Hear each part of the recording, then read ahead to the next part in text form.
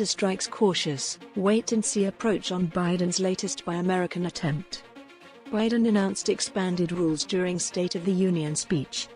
British Columbia's lumber industry is nervously scrutinizing U.S. President Joe Biden's latest Buy American language to better grasp the ramifications for Canadian exporters. The BC Lumber Trade Council says it's concerning that Biden says he wants to restrict the use of foreign lumber in federally funded infrastructure projects. Biden announced the expanded rules during Tuesday's State of the Union speech on Capitol Hill. Buy American has been the law of the country since 1933. But for too long, successive administrations have found ways to get around it. Not anymore, he replied. Tonight, I'm also introducing new requirements to require all building materials used in federal infrastructure projects to be made in America. American-made lumber, glass, drywall, fiber optic cables. And on my watch, American roads, American bridges, and American highways will be made using American products. Council President Linda Cody says the U.S. was only able to generate around 70% of its entire lumber demand in 2021, a gap she says was mostly supplied by imports from Canada. Canfor shuts down facilities in Chetwynd and Houston, BC, affecting 490 jobs. As Canadian manufacturers have long been at the center of a decades-old trade dispute with the U.S. over anti-dumping taxes it applies on softwood lumber from north of the border. This is alarming, and we are attempting to better understand what this means for Canadian producers, Cody said of Biden's remarks. Our goal remains on working on both sides of the border to maximize the opportunity Canada has in delivering the sustainably produced, low-carbon lumber products we know American homebuilders, customers and construction workers want and need. Cautious attitude from construction industry. Meanwhile, construction industry groups, corporate leaders and suppliers in Canada are taking a cautious, almost sanguine attitude to Biden's volley against the use of imported building materials in federally supported infrastructure projects. That is Buy American tagline conjures more frown lines than full-on dread north of the border these days, a hint that a measure of stateside protectionism is now baked into the reality of Canada-US relations. The president upped the ante modestly Tuesday, proposing to extend procurement requirements for government projects beyond simply iron and steel, to also encompass components like lumber, drywall, glass and even fiber optic cable, as well as non-ferrous metals like copper and aluminum.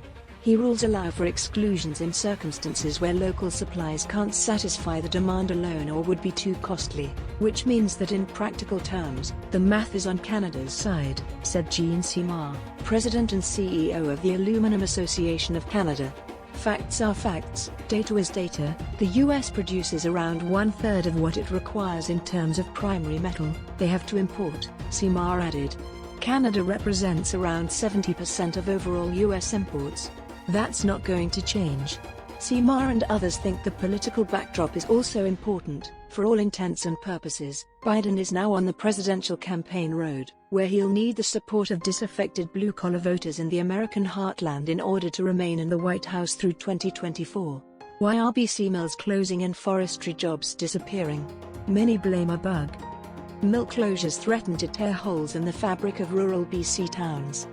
Still, the rhetoric is surprising, coming as it does only a month after Biden and Prime Minister Justin Trudeau schmoozed at the North American Leaders Summit in Mexico City and weeks before they'll do so again when Biden visits Canada for the first time as president in March.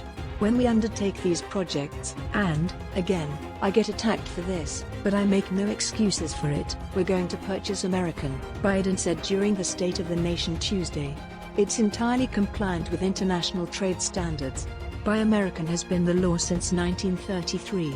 But for too long, past administrations, Democrat and Republican, have sought to get around it. Not anymore. Canada won a major victory last year when Biden's Inflation Reduction Act, which boasts generous tax credits for electric vehicles as part of a historic $389 billion climate change investment effort, included plans to favor EVs and batteries sourced and built in North America instead of just the US. That adjustment represented a practical truth of which the Biden administration is fully aware, Simard said. Whether one likes it or not, to fulfill the goal, there will need to be a very pragmatic attitude to reality, he remarked. The components, the materials have to come from somewhere, in addition to whatever is available locally. both in question period Thursday and in an interview with the Canadian press. International Trade Minister Mary Ung restated her now familiar commitment to keep up the fight on behalf of workers, manufacturers and suppliers. "They can count on me and the federal government to stand up for them," said Ung, highlighting the spirit of continental cooperation that pervaded last month's North American Leaders Summit. Analysis: Joe Biden's family is under the microscope. Here's what Republicans are looking to find.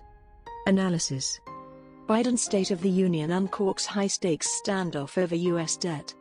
North American competitiveness implies that you're going to collaborate with people who, like Canada and the United States, trade together, and where we build a competitive edge by actually working much more closely. Canada's building trades unions, the union representing more than 500,000 construction workers and tradesmen, warned a significant shortage of skilled employees posed a much more dire threat to the economy in both countries. When we look at this topic more deeply, certainly we have more alignment than disagreement between the US and Canada regarding supply chains, trade and ultimately getting to a net zero economy, Executive Director Sean Strickland said in a statement. "We are sure that Canada and the US will continue to work constructively on binational policies that are good for infrastructure, the environment and workers." That's today's latest news. Don't forget to subscribe, like, and comment so that this channel can continue to exist. Thank you for listening to the end and I hope it's useful.